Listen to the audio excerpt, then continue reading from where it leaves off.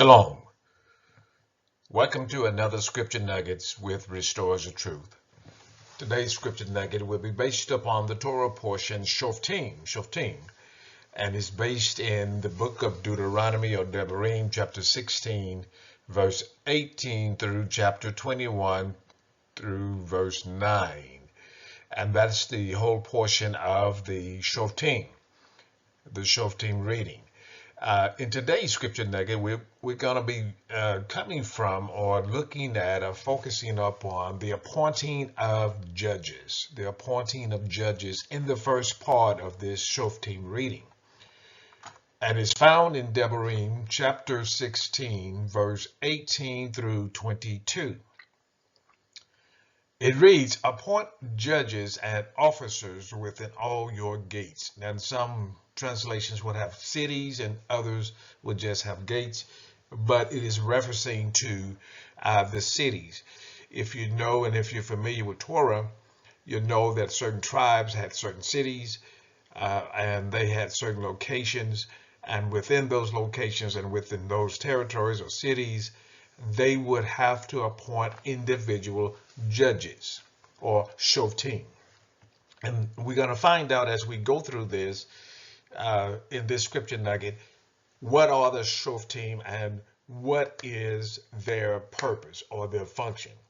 It says, "Which Yahuwah your Elohim is given you according to your tribes, and they shall judge the people with righteous right ruling." Some translation would say righteously, but he's talking about righteous right ruling. This is Torah-based ruling. It says, "Do not distort right ruling. Do not show partiality, nor take a bribe, for a bribe blinds the eyes of the wise and twists the words of the righteous." In other words, do not accept a bribe. Do not accept a bribe when the shoftim or the judges are making a ruling in favor of a one, or the accuser above the offender, or the offender above the accuser.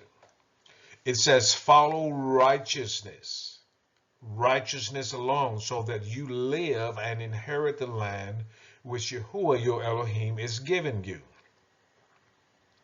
And I love these last two verses that we're referencing here, verse 21 and verse 22. All of a sudden now, the shifting of the instruction goes from judging righteously to do not plant for yourself any tree as an Asherah. Another translation would say grove. But Asherah, near the slaughter place of Yahuwah your Elohim that you make for yourself. In other words, there is a location for the judgment to take place, or whether the judgments or the judges of this tribe or of the city, they have a particular location where the judgment is passed down. The offender or the accuser, and the witnesses, they would come to this location, and therefore the judgment would take place there on those matters.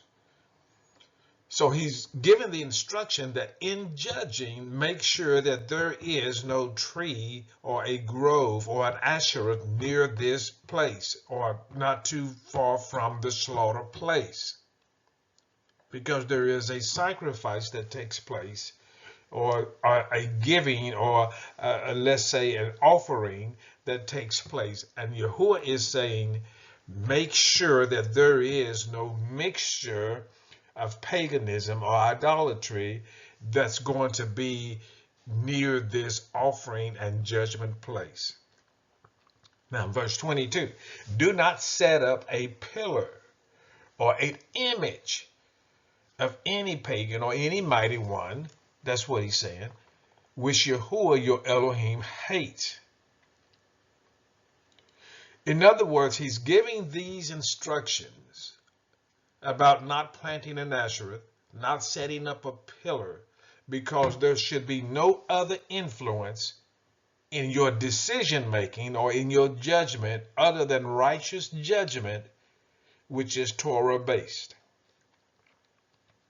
Now, why would Yahuwah give us and give Yasharal the instructions to have judges. He's already given us the Torah.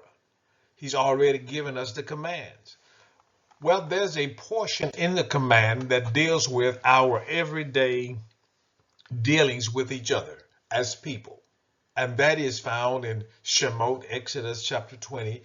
The latter part of the 10 words, or the 10 commandments, is commonly known.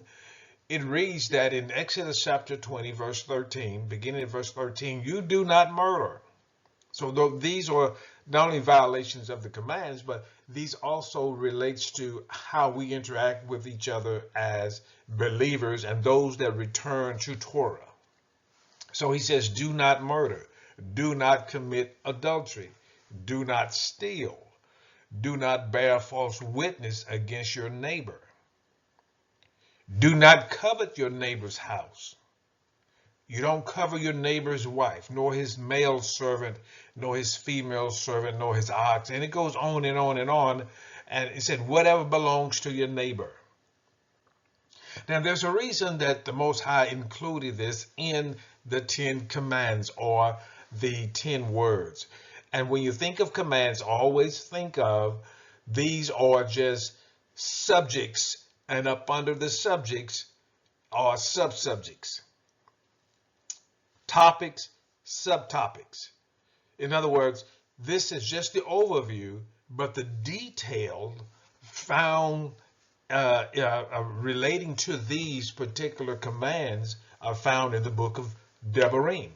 I know many of us, we have this movement around the nation to where the 10 Commandments is being posted here and there, which is great. However, without the understanding of how to apply the 10 commands, there would be error, and there would be paganism, and there would be a worship of other mighty ones if you're not careful and do not understand how to place these things in order. So Yahuwah gives judgments or judges for the purpose of judging righteously among matters, among people, among each other, among brethren within the fellowship. And in this case, he's talking about Yasharal. Now let's look at how important it is for us to do right, or have right ruling. In Psalms 82, verse 2, 3, and 4, Yahuwah gives more or less a chastisement.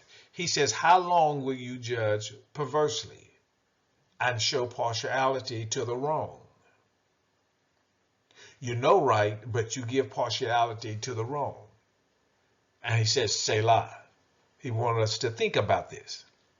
Give right ruling to the poor and the fatherless. He says, do right to the afflicted and needy. Rescue the poor and needy. Deliver them from the hand of the wrong. You remember Mashiach at one time, he says, the poor you have with you always. So there's always someone who is being afflicted. There's always someone that is being offended. And he says we should deliver them from the hand of the wrong, the one that's causing affliction to the needy. You said, well, brother, that is for those people in the Old Testament or the Tanakh, or that is for Yasharal. That is not for us today in today's assembly. And let's beg to differ, and let's verify that within the scriptures, within the text. Let's look at some texts within the Brit Kadashah, or what some commonly call the New Testament, which is really should be a renewed covenant with the house of Yasharal. In one of Shaul's writing, he's writing to the assembly of Corinth. And he says in chapter 6 of 1 Corinthians, he says, should any of you holding a matter, remember this is a letter to the assembly of Corinth, and they are having several issues. They're having several issues.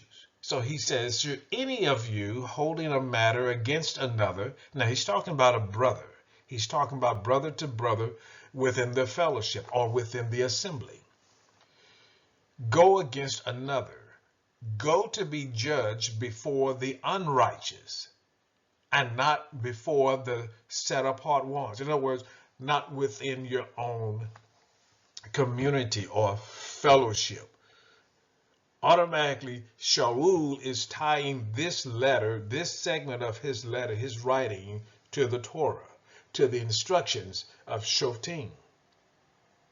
Having Shoftim, there should be someone that is wise and someone that is in depth with Torah and understand Torah to know how to judge between the matters of two brethren. Do you not know that the set apart ones shall judge the world? And if the world is judged by you, are you unworthy to judge the smallest matters? Now, this is small matters. Matters concerning theft, robbery, matters concerning wronging another brother. Do you not know that we shall judge messengers? Another translation says Melachim, which is those, and I hate using the word angels, but that's the common term within this English-speaking world. How much more matters of this life? If then you truly have judgments of this life, do you appoint them as judges who are least esteemed by the assembly? Again, we're still talking about Shoftim, but now we are in the time, as some folks call, the renewed covenant. I say this to your shame. Is it so that there is not a wise one among you, not even one who shall be able to judge between his brothers? But brother against brother goes to be judged, and that before unbelievers. On civil matters. That's what he's talking about. On civil matters. Things between two brethren within the same assembly. Already then, there is a failure. Look what he says. There is a failure with you, that you have lawsuits among you. Why not rather be wrong? Why not rather be cheated? But you yourselves do wrong and cheat. And he ends this dialogue by saying, and that to your brothers. You're doing wrong and you're cheating. And we have that today. Why? It is because the Torah is not written within our heart to do righteously among each other. We always say we love Yahuwah, but how do we treat each other? How do we handle problems within each other's domain? Now let's look at another assembly here. Let's look at another writing from Shaul, and in this case he's writing to the assembly that's in Rome. Look what he says. He says, let every being, this is chapter 13, verse 1, let every being be in subjection to the governing authorities. For there is no authority except from Elohim, and the authorities that exist are appointed by Elohim. Now, many times when people look at this particular section of writing in Romans 13, they look at the civil authority within your particular city and not necessarily looking at the civil authority within the assembly. The assembly. So when you see be in subjection to the governing authorities, many people focus upon, well, we have to obey the laws of the land. Yes, that is true. However, in this context, he's talking about the assembly. The assembly. For there is no authority except from Elohim, and the authorities that exist are appointed by Elohim. So he who opposes the authority withstands the institution of Elohim, and those who withstand shall bring judgment on themselves. Let's keep reading here. For those ruling are an object of fear, not to good works, not to tov works, but to evil. Do you wish to be not afraid of the authority? Do the tov, do the good, and you shall have praise from it. For it is a servant of Elohim to you for tov, for good. For if you do evil, be afraid. For it does not bear the sword, in vain. For it is, now it's using the word it, but let's talk about the position of the authority of the Shoftim, or the judges. Let's keep that in perspective. A revenger to execute wrath on him who practices evil. Verse 5, verse 6, verse 7. Therefore, it is necessary to be subject to who? The Shoftim, the authorities. Not only because of wrath, but also because of the conscience. For because of this, you also pay taxes. Remember in Devarim, when we began to read about Shoftim, we began to read about paying taxes or offerings. It used the term offerings or slaughter place, and not to have a ashereth or a pillar or an image of an idol near this place. Why? Because this is where you do offering. It is for this reason that they are not only attending to these duties of being judges and shoftim, but look at verse 7. It says, render therefore to all that is due to them, tax to whom tax is due, toll to whom toll, fear to whom fear, respect to whom respect. What is he talking about? Is he talking about the civil authorities of your city, of your unbelieving government? No, he's talking about within the assembly, those who have been given the authority, the wise one, to be shoftim, or know how to judge between civil matters within the assembly. Because within this particular assembly at Rome, you had those who were proselytes, those who were being converted, as well as those who are blood-born Hebrew or Yasharol, Yahudim. And there was a conflict between those who was being converted and those who were bloodline. And there was a conflict of certain things we do not have to do. Just like it is today. We feel like we don't have to do the things of the Tanakh. We don't have to do the things of the Torah. But yet at the same time, you believe that you should have tithes.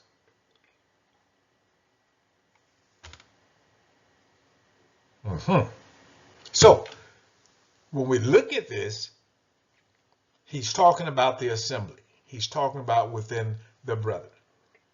Those that are native born and those that are strangers. Some say Gentiles, some say nations. But nonetheless, it is those that are being converted and brought into the assembly, and those that are already in the assembly of the Israelites or Yasharol. So there is a judge duty in which you give tax for that particular duty. So that's where you have to be careful that you're not doing it in the name or under the umbrella of an asherah or a pillar, because this judgment has to be right ruling under the authority and the leading of the Torah as Yahuwah leads you to make these judgments. Now let's look at something else in Wayikra, or rather Leviticus. Now these are some of the things. Now let's get in some of the things that we as brethren sometimes have to deal with. He says in Leviticus Wayikra chapter 18, verse 20, do not have intercourse with the wife of your neighbor, to defile yourself with her. Do not give any of your offspring to pass through the fire to Molech. Do not profane the name of your Elohim. He says, I am Yahuwah. Do not lie with a male as with a woman. It is an abomination. So the reasons we have Shoftim is because there are incidences that take place. Again, it's all because we do not have the Torah written in our hearts. We don't have a heart of flesh. Many of us still have a heart of stone. He said, I will put my words in you, my Torah in you, so that you may do them. You remember in a previous Scripture Nugget study, we talked about the born again experience. What born again means. It means the Torah in our hearts, that we can do the Torah. But we still have judges because there are some within the assembly, within the congregation, who are not at the same level. They do not have that heart yet of the Torah to do the Torah. So let's look at why we have judges on Shoftim. Because there's fornication, one who whores. There's the greed of gain, someone that defrauds another. Someone who wants more, someone who covets more. Someone who has a desire to have an excessively more items than your brother. I want to supersede my brother. An idolater, a worshiper of idols. One who has images of idols. Now this is a big one. Idols or pagans. Did you not know that many corporations, many businesses, that they have logos who directly ties to paganism or idolatry? And many brethren have those things within their home. Certain clothing, certain attires. A reviler or a railer. One who scoffs and uses degrading. Now this may trigger some of you. It says that use degrading, insulting language towards a brother. How many of us can say we know someone who claimed to be a follower of Yahuwah, someone who claimed to walk in Torah, but their language is very offensive? A drunkard, someone that is a swindler or an extortioner, if you will. So the purpose of a Shoftim is for Yahuwah to set judges within the assembly. Now this is beyond those who teach Torah. This is beyond the priests. This is beyond the Levites. Down to the local area, the day-to-day interactions from brother to brother, people versus people, or accuser versus offender. So that's why he gave the Shoftim, because we still interact with people. And when you interact with people, there's an abrasion sometimes. And when that abrasion takes place, we become an offender. Look what it says. The judgment of Shoftim are Torah-based. So whoever this committee is, whoever the Shoftims are, they have to do right ruling. Right ruling is Torah-based. Even today, those that are returning to Torah and those that are embracing Torah have civil matters that must be handled.